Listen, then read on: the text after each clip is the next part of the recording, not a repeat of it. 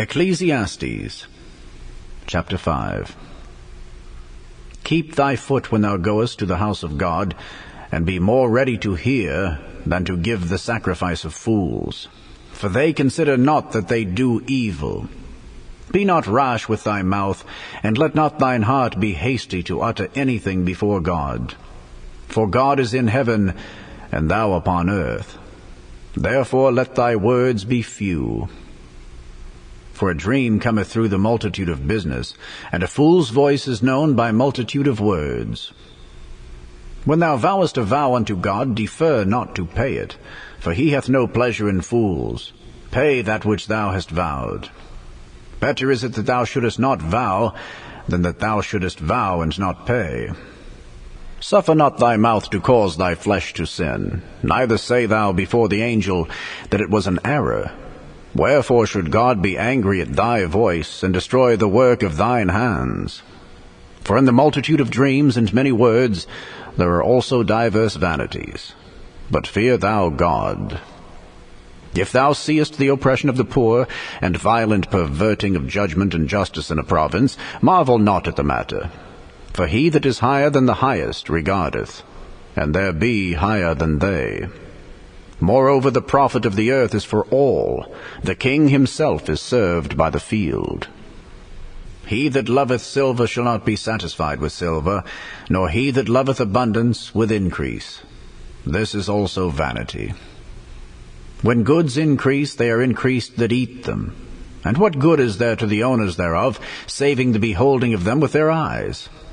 The sleep of a laboring man is sweet, whether he eat little or much, but the abundance of the rich will not suffer him to sleep. There is a sore evil which I have seen under the sun, namely, riches kept for the owners thereof to their hurt. But those riches perish by evil travail, and he begetteth a son, and there is nothing in his hand. As he came forth of his mother's womb, naked shall he return to go as he came, and shall take nothing of his labor which he may carry away in his hand. And this also is a sore evil, that in all points as he came, so shall he go. And what profit hath he that hath labored for the wind?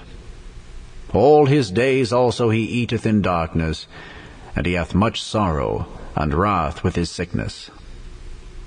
Behold that which I have seen. It is good and comely for one to eat and to drink and to enjoy the good of all his labor that he taketh under the sun all the days of his life, which God giveth him, for it is his portion. Every man also to whom God hath given riches and wealth, and hath given him power to eat thereof, and to take his portion, and to rejoice in his labor, this is the gift of God. For he shall not much remember the days of his life, because God answereth him in the joy of his heart. Ecclesiastes Chapter 6. There is an evil which I have seen under the sun, and it is common among men. A man to whom God hath given riches, wealth, and honor, so that he wanteth nothing for his soul of all that he desireth. Yet God giveth him not power to eat thereof, but a stranger eateth it. This is vanity, and it is an evil disease. If a man beget 100 children, and live many years, so that the days of his life be many, and his soul be not filled with good, and also that he have no burial, I say that an untimely birth is better than he. For he cometh in with vanity, and departeth in darkness, and his name shall be covered with darkness. Moreover, he hath not seen the sun, nor known anything. This hath more rest than the other. Yea, though he live 1,000 years twice told, yet hath he seen no good. Do not all go to one place? All the labor of man is for his mouth, and yet the appetite is not filled. For what hath the wise more than the fool? What hath the poor that knoweth to walk before the living? Better is the sight of the eyes than the wandering of the desire. This is also vanity and vexation of spirit. That which hath been is named already, and it is known that it is man. Neither may he contend with him that is mightier than he. Seeing there be many things that increase vanity, what is man the better? For who knoweth what is good for man in this life, all the days of his vain life which he spendeth as a shadow? For who can tell a man what shall be after him under the sun? Ecclesiastes Chapter 7. A good name is better than precious ointment, and the day of death than the day of one's birth. It is better to go to the house of mourning than to go to the house of feasting. For that is the end of all men, and the living will lay it to his heart. Sorrow is better than laughter, for by the sadness of the countenance the heart is made better. The heart of the wise is in the house of mourning, but the heart of fools is in the house of mirth. It is better to hear the rebuke of the wise than for a man to hear the song of fools. For as the crackling of thorns under a pot, so is the laughter of the fool. This also is vanity. Surely oppression maketh a wise man mad, and a gift destroyeth the heart. Better is the end of a thing than the beginning thereof, and the patient in spirit is better than the proud in spirit. Be not hasty in thy spirit to be angry, for anger resteth in the bosom of fools. Say not thou, What is the cause that the former days were better than these? For thou dost not inquire wisely concerning this. Wisdom is good with an inheritance, and by it there is profit to them that see the sun. For wisdom is a defense, and money is a defense. But the excellency of knowledge is, that wisdom giveth life to them that have it. Consider the work of God, for who can make that straight which he hath made crooked? In the day of prosperity be joyful, but in the day of adversity consider. God also hath set the one over against the other, to the end that man should find nothing after him. All things have I seen in the days of my vanity. There is a just man that perisheth in his righteousness, and there is a wicked man that prolongeth his life in his wickedness. Be not righteous overmuch, neither make thyself overwise. Why shouldest thou destroy thyself? Be not overmuch wicked, neither be thou foolish. Why shouldest thou die before thy time? It is good that thou shouldest take hold of this, yea, also from this withdraw not thine hand. For he that feareth God shall come forth of them all. Wisdom strengtheneth the wise more than 10 mighty men which are in the city. For there is not a just man upon earth that doeth good, and sinneth not. Also take no heed unto all words that are spoken, lest thou hear thy servant curse thee. For oftentimes also thine own heart knoweth that thou thyself likewise hast cursed others. All this have I proved by wisdom. I said, I will be wise, but it was far from me. That which is far off and exceeding deep, who can find it out?